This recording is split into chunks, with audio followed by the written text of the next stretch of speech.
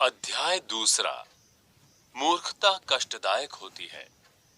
यह भी युवाओं की तरह ही होती है जो किसी की नहीं सुनती, लेकिन सबसे ज्यादा कष्टदायक किसी पर निर्भरता होती है। स्त्रियों के नकारात्मक पहलू।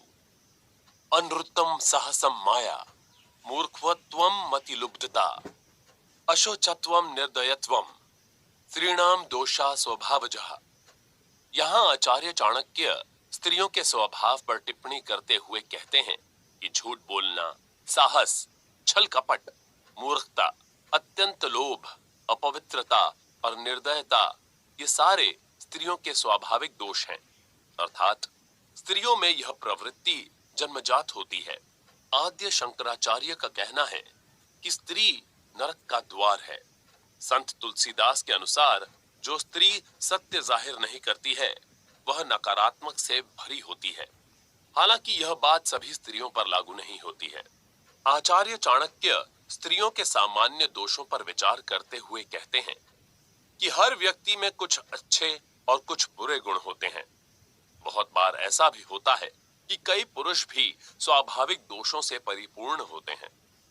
वेदों में स्त्री का वर्णन प्रेम, सहृदयता और आसानी से क्षमा कर देने वाली के रूप में हुआ है। उसके पास प्रेम का अशेष खजाना होता है जो कभी भी समाप्त नहीं होता है। शास्त्रों, प्राचीन ग्रंथों पर पुरुषों का एकाधिकार रहा है, इसलिए उसमें स्त्रियों के बारे में अपमानजनक टिप्पणी पढ़ने को मिल जाती है। प्रसन्नता पिछले कर्मों के फल से मिलती है। भोज्यम भोजन शक्तिश्च रति शक्ति व्रणांगना, विभवो दान शक्तिश्च नाल्पस्य तपसा फलम। आचार्य चाणक्य का कथन है कि भोज्य पदार्थ, भोजन शक्ति, रति शक्ति, सुंदर स्त्री, वैभव तथा दान शक्ति ये सभी सुख किसी अल्प समस्या का फल नहीं होते। अर्थात सुंदर खाने पीने को वस्तुएं मिलें और जीवन के अंत तक भोजन को पचाने की शक्ति बनी रहे, स्त्री से संभोग की इच्छा बनी रहे तथा सुंदर स्त्री मिले, धन संपत्ति को और दान देने की आदत भी हो, ये सारे सुख किसी भाग्यशाली को ही मिलते हैं। पूर्व जन्म में अखंड तपस्या से ही ऐसा सुख सौभाग्य मिलता है। अक्सर ऐसा देखा गया है कि जो अमीर लोग होते हैं वे किसी न किसी बीमारी से ग्रसित होते हैं, जबकि गरीब लोग जिनके पास खाने के पैसे तक नहीं होते हैं वे स्वस्थ होते हैं। सभी पुरुष सुंदर स्त्री के साथ दीर्घकालीन संबंध बना पाने में सक्षम नहीं होते हैं। इसी तरह से जिसका भाग्य अच्छा होता है उसी के पास अक्सर सुख समृद्धि का निवास रहता है। किसी भी व्यक्ति के पूर्व जन्म में किए गए अच्छे कर्म ही उसे अगले जन्म में उसकी इच्छित वस्तुओं की प्राप्ति कराते हैं। हर व्यक्ति में दान करने की क्षमता नहीं होती है। जो दान करना चाहते हैं उनके पास इसके लिए पैसे नहीं होते हैं। जिनके पास पैसे होते हैं वे अपनी कंजूसी के कारण दान नहीं कर पाते। जो व्यक्ति इस तरह के सुखों का आनंद लेते हैं उनका जन्म लेना सफल हो जाता है। धरती पर स्वर्ग, यस्य पुत्रो वशीभूतो भार्या छंदानुगामिनी, विभवे यश्च संतुष्टस्तस्य स्वर्ग इहेव हि। आचार्य चाणक्य का कथन है कि जिसका पुत्र उसके वशीभूत हो, पत्नी वेदों के मार्ग पर चलने वाली हो और जो अपने वैभव से संतुष्ट हो, उसके लिए यही स्वर्ग है। अभिप्राय यह है कि जिस मनुष्य का पुत्र आज्ञाकारी होता है, सब प्रकार से कहने में होता है, पत्नी धार्मिक एवं उत्तम चाल चलन वाली होती है, सद्गृहिणी होती है तथा जो अपने पास जितनी भी धन संपत्ति है उसी में खुश रहता है, संतुष्ट रहता है, ऐसे व्यक्ति को इसी संसार में स्वर्ग का सुख प्राप्त होता है। उसके लिए पृथ्वी पर रहना ही स्वर्ग के समान होता है।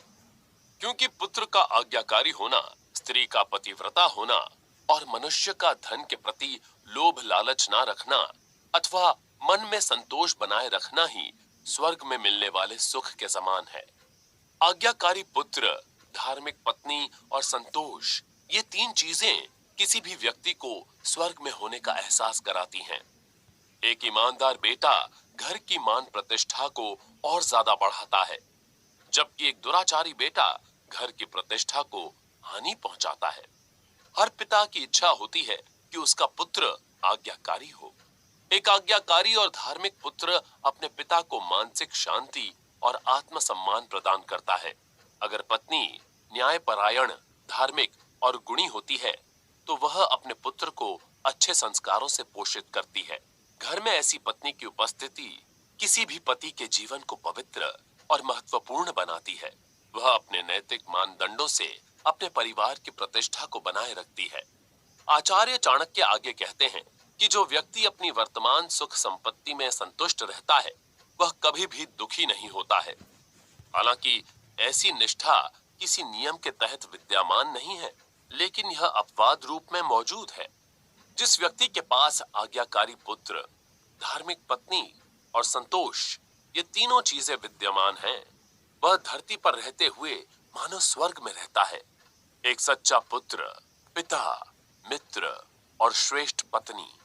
ते पुत्रा ये पितुर्भक्ता, स पिता यस्तु पोषकः, तन्मित्रम यस्य विश्वासः, सा भार्या यत्र निवृत्ति। आचार्य चाणक्य का कथन है कि पुत्र वही है जो पिता का भक्त है, पिता वही है जो पोषक है, मित्र वही है जो विश्वास पात्र हो, पत्नी वही है जो हृदय को आनंदित करे। इस श्लोक में पिता, पुत्र, पत्नी और मित्र के कर्तव्यों का वर्णन किया गया है। एक अच्छे पिता का कर्तव्य है कि वह अपने पुत्र को सही मार्ग दिखाए और उसे देश का श्रेष्ठ नागरिक बनाए। एक पिता का कर्तव्य है कि वह अपने पुत्र को अच्छे संस्कार और अच्छी शिक्षा प्रदान करे। इसी तरह से एक पुत्र का यह कर्तव्य है कि वह अपने पिता की सेवा करे। ऐसे पुत्र का होना व्यर्थ है जो अपने पिता की उपेक्षा करे, उस पिता की जो उसे इस धरती पर लाया है। पुत्र के शुरुआती वर्षों में पिता का यह दायित्व है कि वह अपने पुत्र का पूरा ध्यान रखे, तभी वह उसके बुढ़ापे में उसका प्यारा पुत्र बन पाएगा। विश्वास किसी भी संबंध की बुनियाद है। एक विश्वसनीय व्यक्ति ही अच्छा मित्र और रिश्तेदार बन पाता है। दोस्ती का रिश्ता विश्वास पर टिका होता है। किसी को भी ऐसे व्यक्ति को अपना मित्र नहीं बनाना चाहिए जो विश्वसनीय न हो। इसी तरह से जो स्त्री अपने पति के साथ अच्छा व्यवहार करती हो और उसके प्रति विश्वास से परिपूर्ण हो, वही एक अच्छी पत्नी है। दो मुंहा बोलने वाले, परोक्ष कार्य हंतारम, प्रत्यक्षे प्रियवादिनम, वर्जयेत तादृशम मित्रम, विषकुंभम पयोमुखम। आचार्य चाणक्य का कथन है कि पीठ पीछे बुराई करने वाले तथा सामने प्रिय बोलने वाले ऐसे मित्र को मुंह पर दूध रखे हुए विष के घड़े के समान त्याग देना चाहिए। अगर कोई व्यक्ति विष से भरे बर्तन में दूध उड़ेलता है, तो वह विष दूध नहीं बन जाता है। कुछ लोग ऐसे ही विष भरे पात्र की तरह होते हैं, जो आपके सामने आपकी बड़ाई करते नहीं थकते, लेकिन आपके पीठ पीछे आपकी छवि को धूमिल करने से जरा भी नहीं हिचकते। किसी भी व्यक्ति को इस तरह के दोस्तों और संबंधियों से दूर ही रहना चाहिए। किसी पर भरोसा न करें। न विश्वसेत कुमित्रे च, मित्रे चापि न विश्वसेत, कदाचित कुपितम मित्रम सर्वघूयम प्रकाशयेत। आचार्य चाणक्य का कथन है कि दुष्ट मित्र पर कभी भी विश्वास नहीं करना चाहिए और पूरी तरह मित्र पर भी विश्वास नहीं करना चाहिए। कभी कुपित होने पर मित्र भी आपकी बातों को सबसे बता सकता है। चाणक्य एक कूटनीतिज्ञ थे। उनका ऐसा मानना था कि राजनीति में कोई भी विश्वसनीय नहीं होता है, इसलिए इसमें न तो किसी मित्र का और न ही किसी शत्रु का भरोसा करना चाहिए। किसी भी व्यक्ति को स्वार्थी मित्रों, धूर्त व्यक्तियों, व्यर्थ के लोगों और अपनी बात पर न टिकने रहने वालों से दूर रहना चाहिए। कुछ रहस्य ऐसे होते हैं जिनका भेद अपने बचपन के मित्र के सामने भी नहीं खोलना चाहिए। इसका कारण यह है कि कभी ऐसा भी हो सकता है जब आपका मित्र अपनी गलत मांगों को पूरा करवाने के लिए आपको यह कहकर ब्लैकमेल करे कि अगर आपने उसका कार्य नहीं किया तो वह आपके रहस्य को उजागर कर देगा। इसी वजह से कुछ रहस्यों को कभी भी किसी के सामने नहीं खोलना चाहिए। प्रचार न करें। मनसा चिंतितम कार्य वाचा नैव प्रकाशयेत, मंत्रेण रक्षयेद गुणम, कार्ये चापि नियोजयेत। आचार्य चाणक्य का कहना है कि मन में सोचे हुए कार्य को मुंह से बाहर नहीं निकालना चाहिए। मंत्र के समान गुप्त रखकर उसकी रक्षा करनी चाहिए। गुप्त रखकर ही उस कार्य को संपादित भी करना चाहिए। हमेशा अपनी योजनाओं को छुपाकर रखना चाहिए, उसे किसी के भी सामने उजागर नहीं करना चाहिए। आप अपनी योजना को कार्य का रूप देने में पूरी तरह से जुटे रहिए, लेकिन जब तक वह पूरी न हो जाए तब तक उसके बारे में किसी से भी न बताएं। अगर आपने अपनी योजना सबके सामने प्रकट कर दी लेकिन वह किसी वजह से पूरी नहीं हो पाई, आप लोगों के बीच हंसी का पात्र बन जाएंगे। अपने शत्रुओं को तो अपनी योजना की भनक भी नहीं लगने देनी चाहिए, अन्यथा वे आपके मार्ग में रुकावट और कठिनाई पैदा करने की कोशिश करेंगे। सबसे बड़ा दुर्भाग्य, कष्टम च खलु मूर्खत्वम, कष्टम च खलु यौवनम, कष्टात कष्टतरम चैव परगेह निवासनम। आचार्य चाणक्य का कहना है कि मूर्खता कष्ट है, यौवन भी कष्ट है, लेकिन सबसे बड़ा कष्ट किसी दूसरे के घर में रहना है। वस्तुतः मूर्खता अपने आप में एक कष्ट है और यौवन भी व्यक्ति को दुखी ही करती है। इच्छाएं पूरी न होने पर भी दुख तथा कोई काम बुरा हो जाए तो भी दुख। इन दुखों से भी बढ़कर दुख है पराये घर में रहना। एक मूर्ख व्यक्ति का समाज में कोई भी स्थान नहीं होता है। कोई भी व्यक्ति उसके साथ संबंध नहीं रखना चाहता है। वह सही और गलत में निर्णय नहीं ले पाता। वह हमेशा गलत निर्णय लेता है और उसका खामियाजा भुगतता है। युवावस्था भी कष्टदायी होती है, लेकिन दूसरे अर्थों में। युवावस्था की तुलना उफनती हुई समुद्र की लहरों से की जा सकती है, जो लोगों की जिंदगियों को बिना किसी कारण के तबाह कर सकती हैं। इसी तरह से युवाओं को भी अगर सही मार्गदर्शन न मिले तो उनके अंदर नकारात्मक भावनाएं आती हैं, जो अपने साथ साथ किसी का भी सर्वनाश कर सकती हैं। युवाओं में बहुत ज्यादा क्षमता होती है, लेकिन उन्हें अपनी क्षमताओं का सदुपयोग करने के लिए सही मार्गदर्शन की जरूरत होती है। अगर मूर्खों को और युवाओं को सही मार्गदर्शन मिले तो वे मुश्किलों का सामना करने से बच जाएंगे। इन दोनों बातों से भी ज्यादा दुख देने वाली बात किसी के पास अपने घर का ना होना है। पराये घर में रहने का दुख इन दोनों दुखों से बढ़कर है। किसी पर निर्भर रहने का मतलब उसकी दया पर जीवित रहना है। ऐसा माना जाता है कि आत्मनिर्भरता खुशियों का कारण और दूसरों पर निर्भरता दुखों का कारण होती है। किसी पर निर्भर रहने वाला व्यक्ति अपनी पूरी स्वतंत्रता खो देता है। वह किसी दूसरे के आश्रय पर गुलाम की तरह रहता है। संतों में श्रेष्ठ गुण होते हैं। शैले शैले न माणिक्यम, मौतिकतम न गजे गजे, साधवो नहीं सर्वत्र, चंदनम न वने वने। आचार्य चाणक्य ने कहा है कि न प्रत्येक पर्वत पर मणिमाणिक्य ही प्राप्त होते हैं, न प्रत्येक हाथी के मस्तक से मुक्ता मणि प्राप्त होती है।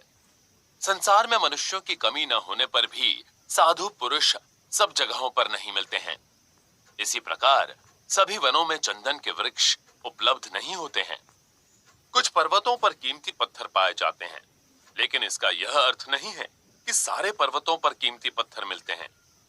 ऐसा माना जाता है कि कुछ हाथियों के मस्तक पर मुक्तामणि प्राप्त होती है, लेकिन सभी हाथियों के मस्तक पर मुक्तामणि नहीं होती है। ऐसा ही संतों और चंदन के पेड़ के लिए भी कहा जा सकता है। इस संसार में बहुत सारे लोग होते हैं, लेकिन सवाल यह उठता है कि इनमें से कितने लोग संत प्रवृत्ति के होते हैं। संत का तात्पर्य यह नहीं है कि वह लुटेरा है, नीरस व्यक्तित्व का स्वामी है, या फिर ऐसा व्यक्ति जो दूसरों के बारे में बुरा बोले। संत वह है जो मानवता की भलाई के बारे में सोचता है।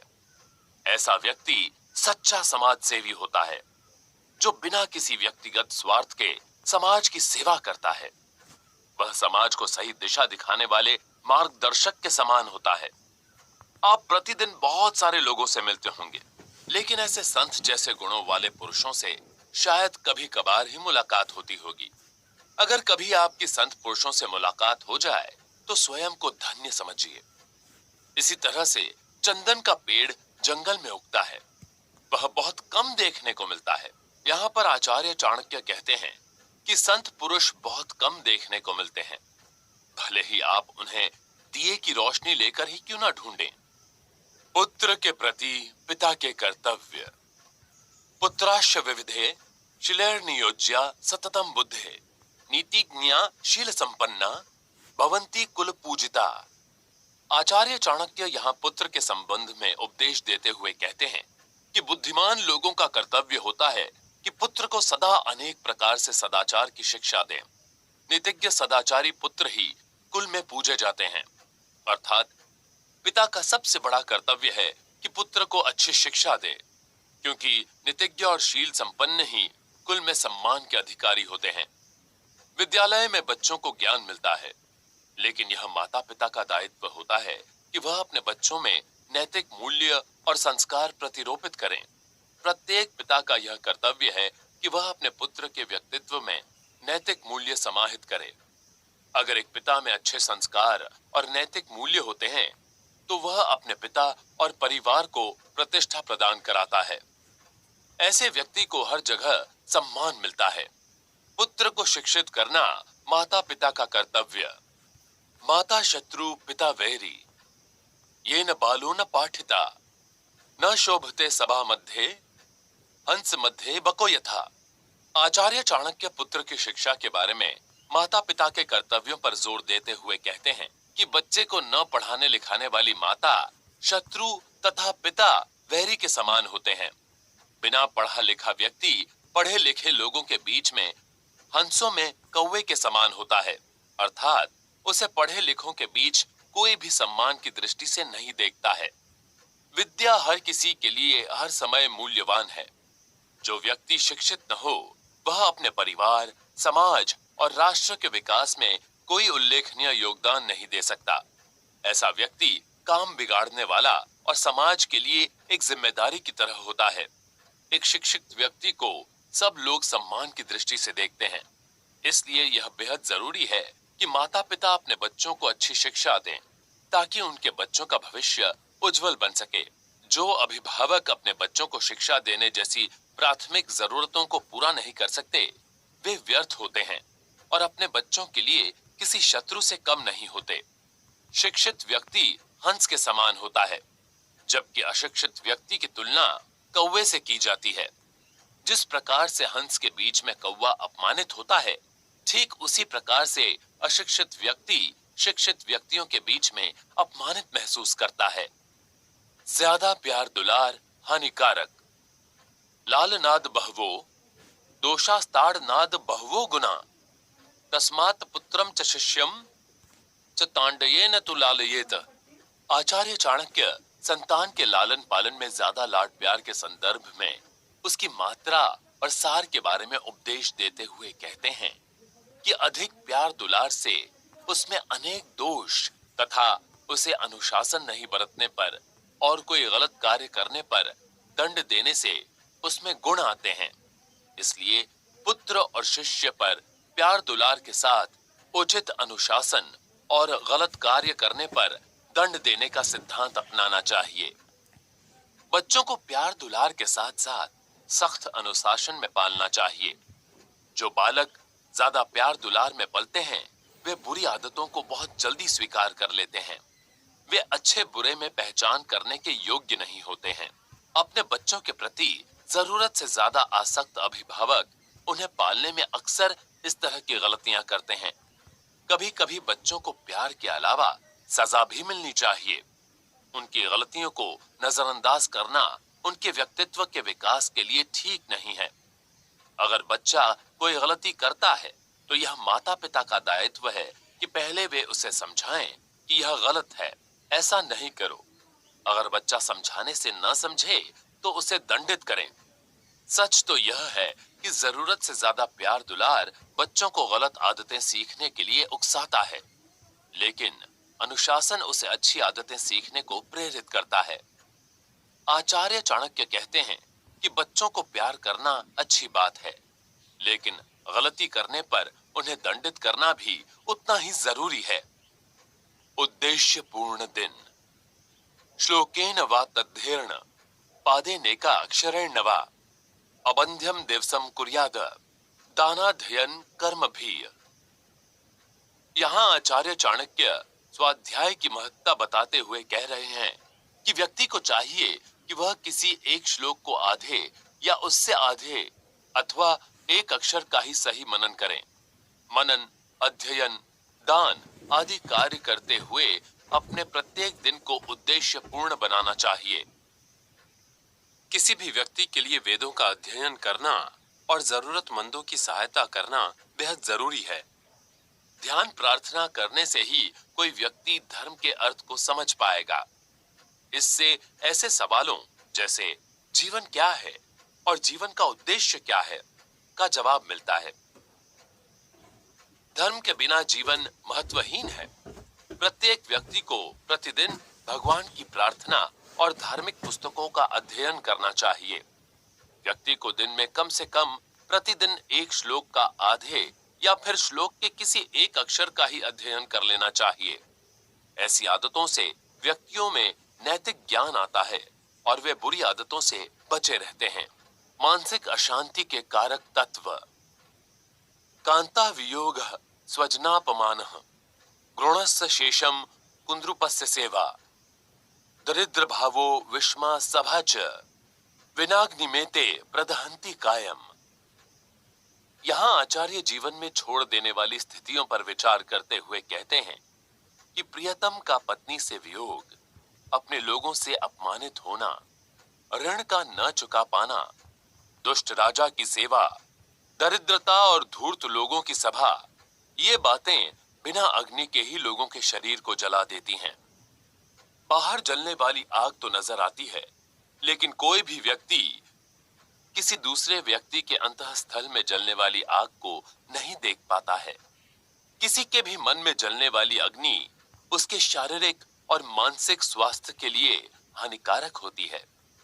इससे बचने के लिए यह जरूरी है कि व्यक्ति पत्नी से वियोग, अपने लोगों से अपमानित होना, ऋण का न चुका पाना, दुष्ट राजा की सेवा, दरिद्रता और धूर्त लोगों की संगति जैसी 6 स्थितियों को अपने जीवन से दूर रखें। तभी वह मानसिक शांति पा सकता है और अपने अंतर की आग से जलने से बच सकता है। एक पेड़, स्त्री और राजा का पतन। नदी तीरे चये वृक्षः पर्गे हेषु कामिनी, मंत्री हिनाश राजनः शीघ्रम नश्यंत संशयम। आचार्य चाणक्य अपने नीति परक वचनों के क्रम में आगे कहते हैं कि तेज बहाव वाली नदी के किनारे लगने वाले वृक्ष, दूसरों के घर में रहने वाली स्त्री, मंत्रियों के बिना राजा, ये सभी शीघ्र ही नष्ट हो जाते हैं। निसंदेह स्वतंत्रता और सही मार्गदर्शन प्रसन्नता, शांति और समृद्धि प्रदान करती है, जबकि अनिश्चितता आपदा को आमंत्रित करती है। एक नदी में किसी भी समय बाढ़ आ सकती है। ऐसी नदी के किनारे स्थित वृक्ष कभी भी गिर सकते हैं। आत्मसम्मान और सच्चा चरित्र किसी भी व्यक्ति के व्यक्तित्व का धन होता है। अपना घर छोड़कर किसी दूसरे के घर में रहने वाली स्त्री अपने आत्मसम्मान को किसी भी तरह से बचा नहीं सकती है। किसी के ऊपर निर्भर रहने वाली स्त्री मालिक की इच्छा अनुसार ही कार्य कर सकती है। जो व्यक्ति हमेशा किसी तरह के संशय में रहते हैं, उनके लिए अपने मानसिक तंत्रों को संतुलित रखना और अपने नैतिक मूल्यों को बचाए रखना मुश्किल होता है। उनका मानसिक असंतुलन ही उनके पतन का कारण बन जाता है। ठीक इसी तरह से घमंडी राजा, जो कि शिक्षित लोगों, मंत्रियों और सलाहकारों की सलाह के बिना कार्य करता है, उसका पतन निश्चित है। व्यवसाय में दक्षता। बलम विद्या च विप्राणाम, राज्ञाम सैन्यम बलम तथा, वित्तम च वैश्यानाम, शूद्राणाम परिचर्य का। आचार्य चाणक्य का कहना है कि विद्या ही ब्राह्मणों का बल है, राजा का बल सेना है, वैश्याओं का बल धन है तथा सेवा करना शूद्रों का बल है। ब्राह्मण का प्राथमिक व्यवसाय लोगों को शिक्षा प्रदान करना है। क्षत्रिय की भूमिका शासन करने की है। वैश्य का मुख्य कार्य व्यवसाय करना और शूद्र का कार्य इन तीनों की सेवा करना है। पढ़ाने के लिए सीखने की जरूरत होती है, जबकि सत्ता संचालन के लिए साहस की, व्यवसाय करने के लिए धन की जरूरत होती है। इसी कारण से एक ब्राह्मण ज्ञान की देवी सरस्वती की पूजा करता है। एक ब्राह्मण तब तक अपने कार्य को सुचारू रूप से नहीं कर सकता जब तक कि उसके पास वेदों का संपूर्ण ज्ञान न हो। एक राजा को शासन चलाने के लिए शक्ति की जरूरत होती है, इसलिए उसके पास शक्तिशाली सेना का होना जरूरी है। एक कमजोर राजा अपने खुद के लोगों से ही पराजित हो जाता है। वैश्य को अपना व्यवसाय करने के लिए धन की जरूरत होती है। वह अपनी व्यावसायिक गतिविधियों से धन कमाता है। शूद्र का कर्तव्य ब्राह्मणों, क्षत्रियों और वैश्यों की सेवा करना होता है। ये सारे गुण जन्मजात नहीं होते हैं। अपने व्यवसाय के आधार पर व्यक्ति इनको बड़ा होने के बाद ही सीखता है। अगर एक व्यक्ति ने सारी चीजों को सीख लिया है, उसके पास वेदों का ज्ञान है, तो वह ब्राह्मण है, और अगर वह व्यवसाय कर रहा है तो वह वैश्य है। ये सारे वर्ण व्यक्ति के कर्मों के आधार पर विभक्त होते हैं। स्वार्थपरता। निर्धनम पुरुषम वेश्या प्रजा भग्नम नृपम तेजेत खगावीत फलम वृक्षम भुक्त्वा च भाग्यता गृहम। आचार्य चाणक्य यह प्राप्ति के बाद वस्तु के प्रति उपयोगिता की कमी के नियम को बताते हुए कहते हैं कि यह प्रकृति का नियम है कि पुरुष के निर्धन हो जाने पर वैश्य उस पुरुष का त्याग कर देती है। प्रजा शक्तिहीन राजा को और पक्षी फलहीन वृक्ष को त्याग देते हैं। इसी प्रकार भोजन कर लेने के बाद अतिथि घर को छोड़ देता है। ऐसा माना जाता है कि किसी के साथ भी संबंध बनाना व्यक्ति के अपने खुद की रुचि और स्वार्थ पर निर्भर करता है। स्वार्थ पर टिके संबंधों का स्वार्थ की पूर्ति होते ही या फिर रुचि समाप्त होते ही खात्मा हो जाता है। एक वैश्या तभी तक किसी के साथ संबंध रखती है जब तक वह उसे उपहार और धन देता है। एक बार धन समाप्त हो जाने पर वह उस व्यक्ति का साथ छोड़कर दूसरे ग्राहक की तलाश शुरू कर देती है। जब तक राजा शक्तिशाली रहता है, तब तक सब लोग उसकी रक्षा के लिए उसके आसपास रहते हैं। एक राजा जब तक अपनी प्रजा को खुशियां, शांति और समृद्धि प्रदान करता है, तब तक वह लोगों के बीच लोकप्रिय बना रहता है। लोग उसके राज्य में रहने में खुशी अनुभव करते हैं। लेकिन जैसे ही राजा कमजोर हो जाता है, उसकी समृद्धि समाप्त हो जाती है। लोगों को उसके राज्य में रहने में भय और असुरक्षा का अनुभव होने लगता है। भारी संख्या में लोग ऐसे राज्य को छोड़कर किसी शक्तिशाली और समर्थ राजा के राज्य में शरण लेते हैं। पक्षियों का भी ऐसा ही रवैया होता है। एक हरा भरा पेड़ जहां उन्हें छाया मिलती है और पोषण के लिए फल मिलता है, उस पर वे अपना बसेरा बनाते हैं। लेकिन जैसे ही पेड़ सूखने लगता है, वे उसे छोड़कर किसी हरे भरे पेड़ की तलाश में निकल जाते हैं। पक्षी और मनुष्य ऐसे अतिथि के समान होते हैं जो आश्रयदाता के घर पर रहकर उसके घर का भोजन समाप्त करके बिना उसके हित की बात सोचे अपना स्वार्थ पूरा हो जाने के बाद किसी दूसरे गंतव्य की ओर निकल जाते हैं। किसी घर पर गया मेहमान अगर ज्यादा दिनों तक किसी मेजबान के घर पर रहता है तो उसे अपमान का सामना करना पड़ता है। समय से प्रयाण। ग्रहीत्वा दक्षिणाम विप्रास्त्यजन्ति यजमानकम प्राप्त विद्या गुरुम शिष्या दग्धारण्यम मृगास्तथा। यहाँ आचार्य चाणक्य जगत की रीति पर चर्चा करते हुए कहते हैं कि दक्षिणा ले लेने पर ब्राह्मण यजमान को छोड़ देता है। विद्या प्राप्त कर लेने के बाद शिष्य गुरु को छोड़ देते हैं, और वन में आग लग जाने पर वन के पशु उस वन को छोड़ देते हैं। प्रत्येक व्यक्ति को अपना कार्य पूरा हो जाने पर या अपने जीवन को खतरा होने पर जिस स्थान पर वे रह रहे हैं उस स्थान को छोड़ देना चाहिए। ऐसा करना उनके आत्मसम्मान और स्वयं के लिए लाभदायक है। जब एक ब्राह्मण किसी के घर पर आता है तो उसका सम्मान और स्वागत किया जाता है। अंत में ब्राह्मण को भिक्षा प्रदान की जाती है। यह उसके उस घर से प्रयाण करने का संकेत होता है। अगर भिक्षा प्रदान किए जाने के बावजूद ब्राह्मण उस स्थान को छोड़कर नहीं जाता है तो फिर वह अपने आत्मसम्मान को बनाए रख पाने में सक्षम नहीं रह जाता है। इसी तरह से जब एक विद्यार्थी किसी शिक्षक के पास शिक्षा ग्रहण करने जाता है तो शिक्षा समाप्त हो जाने के बाद उसके लिए विदाई समारोह का आयोजन किया जाता है। अगर छात्र उसके बाद भी अपने शिक्षक का घर नहीं छोड़ता, तो शिक्षक उसे स्पष्ट शब्दों में जाने के लिए कह देते हैं। वन में आग लगने पर पशु और पक्षी तत्काल ही उस वन को छोड़ देते हैं।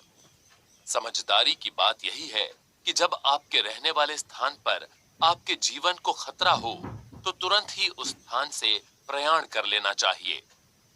मित्रों का प्रभाव। दुराचारी च दुर्दष्टि दुरावासी च दुर्जनः यन मैत्री क्रियते पुंभिर नरः शीघ्रम विनश्यति। यहाँ आचार्य चाणक्य दुष्कर्म के परिणाम के प्रति सचेत करते हुए कहते हैं कि दुराचारी, दुष्ट स्वभाव वाला, बिना किसी कारण दूसरों को हानि पहुंचाने वाला तथा दुष्ट व्यक्ति से मित्रता रखने वाला श्रेष्ठ पुरुष भी शीघ्र ही नष्ट हो जाता है, क्योंकि संगति का प्रभाव अपना असर दिखाकर ही रहता है। गोस्वामी तुलसीदास हमेशा प्रभु से यही प्रार्थना करते थे कि मुझे बुरे लोगों की संगति से दूर रखें। बुरे लोगों की संगति में स्वर्ग में रहने से बेहतर अच्छे लोगों की संगति में नरक में रहना है। व्यक्ति जल्दी या देर से ही सही अपने साथ रहने वाले लोगों की संगति से जरूर प्रभावित होता है। बुरे लोगों की संगति की तुलना किसी डरावने सपने से की जाती है। वे अपने स्वार्थ की पूर्ति के लिए आपको किसी भी तरह की हानि पहुंचाने से नहीं चूकेंगे। ऐसे व्यक्तियों की संगति में रहने से व्यक्ति समाज में अपनी प्रतिष्ठा को भी खोता है। आगे चलकर उसका सम्मान नष्ट होता जाता है। संबंध बराबरी में समाने शोभते प्रीति ही राज्ञी सेवा च शोभते वाणिज्यम व्यवहारेषु दिव्या स्त्री शोभते ग्रहे। यहाँ आचार्य मित्रता व व्यवसाय में समानता के स्तर के महत्व को प्रतिपादित करते हुए कहते हैं कि समान स्तर वाले व्यक्ति से ही मित्रता शोभा देती है। सेवा राजा को शोभा देती है। वैश्यों को व्यापार करना शोभा देता है। शुभ स्त्री घर की शोभा है। उन्हीं लोगों की मित्रता टिक पाती है जिनके विचार और बुद्धि एक समान हो। उन्हीं लोगों की मित्रता पल्लवित होती है जो एक जैसी सोच वाले होते हैं। हर किसी की अपनी भूमिका होती है। यह सिद्धांत सच में भी लागू होता है। एक क्षत्रिय शासन करता है और अपने लोगों की रक्षा करता है। वह व्यवसाय करने के लायक नहीं है। व्यवसाय करना वैश्यों का काम है। हर व्यक्ति अपने लिए निर्धारित भूमिका में ही खरा उतरता है। एक शूद्र अपनी योग्यतानुसार ब्राह्मण, क्षत्रिय और वैश्य को अपनी सेवाएं प्रदान करता है। इसी प्रकार से एक सुंदर व सुशील लड़की किसी व्यक्ति की पत्नी बनकर उसके घर की शोभा और उसके सम्मान को बढ़ाती है।